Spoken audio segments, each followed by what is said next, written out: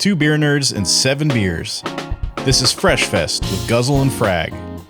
Okay, so we're on to the third beer. Now this one is called Clock with No Hands. That's a cool little record label there.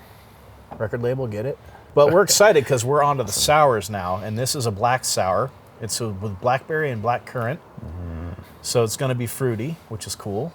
By the 11th hour, and then AleMatic, and then 11th hour is out of Pennsylvania. Yeah, it looks like AleMatic is Ohio, it looks like.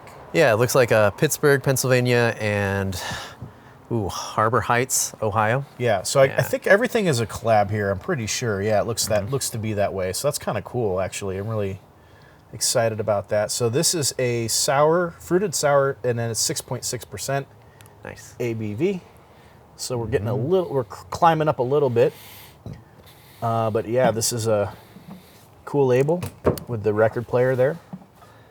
And it goes to 11, of course it does. Of course. You have to have that. Of course. So yeah, let's get into it. Let's do it. Color is gorgeous, great. Though. Yeah. That is a Blackberry Black Currant sour, and it looks the part there. Yeah, it looks like juice. Yep. Straight up. Cheers. Hey, man, cheers. Let's do it. Oh, and I smell it now, yeah. Yeah, it seems like it's like just a lot more currant. Ooh.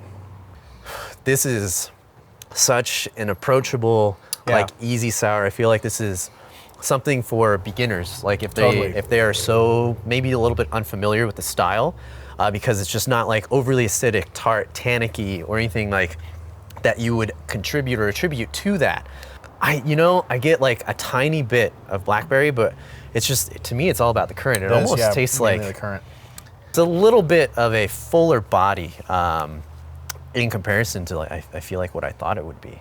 That's a really good descriptor, is that it's approachable. And that's like, when you said that, it was like boom, right on target. Like, because you run into, if you're new to sours, kind of the main hurdle to get over, I think, is the acidity in a lot of them. They're overly acidic.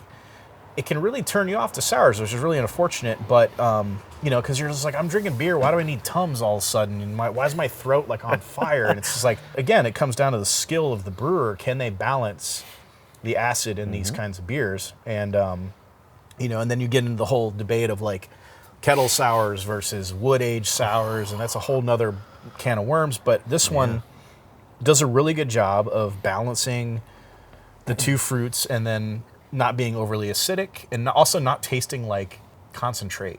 Oh yeah. Yeah, sometimes it's like watery and like too juicy. Like it tastes like, a juice concentrate or something, You and get that's like not this good either. artificial like sweetness on top here, but here you really don't at all. And I think speaking to approachability, in that way, it's more of a, like, the common idea is that like, oh, you need a little bit of pucker because, it's called a sour. So because it's a sour, you think like warheads. And so as you drink it, like, that's not necessarily the case in point. It's balance, like you were talking about. Yeah. And I think that they've achieved a good balance. Would I have maybe liked a little bit more fruit? Like fruit forwardness on this guy? Absolutely. But at the same time, like, it still drinks well. And I feel like there are some people that I'd love to introduce this to, or like that would really enjoy it, because like it would get them to understand like what a sour or a wild ale is supposed to accomplish. Yeah. If I had come across a beer like this when I first started drinking sours, I think it would be one I'd really, would really like and recommend to other people. And this would be like kind of like a good gateway sour, to get people like on board, because like, I don't know, sour, what? Beer's not supposed to be sour. It's like, well, actually, yes, it is. So, they've been making it for years and years and years from Belgium. I mean, we're not historians, we're not brewers, but sour beer has been around a long time. So, so this is pretty tasty, man. Well, for sure. We're just two guys that really like to drink beer and I guess chat about it. So, yeah.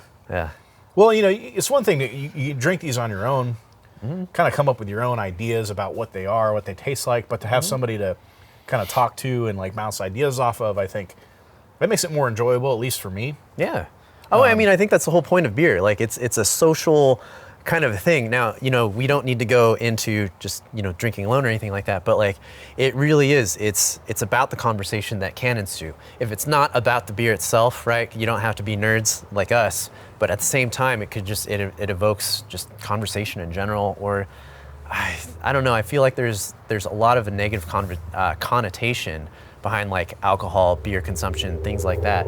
And in this way, like this is where it can be incredibly positive because it can actually engage and bring communities together. Like, because you can discuss this, you can discuss important topics or just silly things like Broforce and video games, sports, whatever it might be, right? So I'm not saying that you need to use this as a crutch per se, but at the same time, like if you enjoy it, why not? Yeah, and you know, like he was saying, it's like you might actually end up making new friends and having a new group of friends that are centered around beer because you find people you can talk to about beer. And maybe your other friends don't really care. I've got plenty of friends who don't give a rat's ass about beer. I could talk about this sour or like the best barrel-aged stout, and they're just like, huh? I drink vodka. I don't care. Who cares? So it's like, I appreciate having Kent here because we can bounce ideas off each other and talk about the flavors and stuff, and he gets it, and like, it's fun to do that. I feel like, and it's like we don't guarantee anything, but you might actually maybe learn something from this video. I don't know. Hopefully, I don't know, but at the same time, I hope I don't steer you wrong, but. At the same time, I feel the exact same because there are a lot of people that I come across that I'll just be like, oh man, let's talk about like the nuance of this beer and like, the mouthfeel or like, some sort of like descriptive, super involved conversation. Let's have that about beer. And then really you start to see their eyes glaze over and they just they stare at you.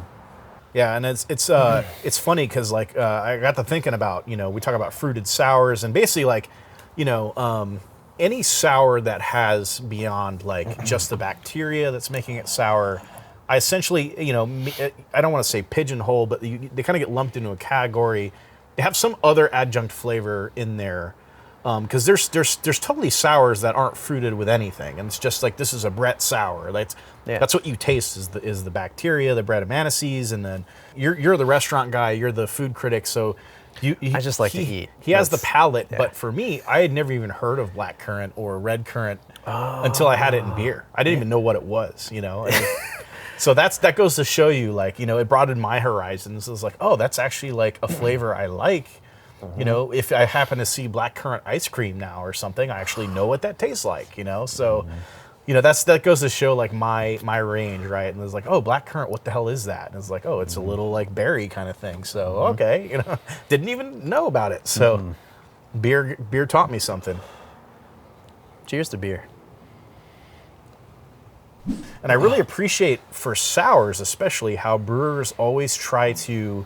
I guess there's kind of like there's no final frontier so far. Like they will come up with the craziest stuff to put in sours, like weird, bizarre fruit you've never heard of, and they find somehow to make a sour out of it. There's cucumber sours. There's like all kinds of crazy shit, and it's just like I love that. Like the brewers go out of their way to like find stuff to put in these beers, and you hear about all this, crazy, all kinds of plums and apricots and peaches and all kinds of different things. You're like, wow, like I had no idea what a Saturn peach was, It's like that kind of thing. Oh, okay, yeah. I would have not even like thought about a Saturn peach. Yeah. So I like how brewers always try to kind of uncover new territory and kind of try to do something new with sours especially, and that's always really interesting. 100. And if you are a brewer, here's the thing, man, durian sours. Like, just think about it.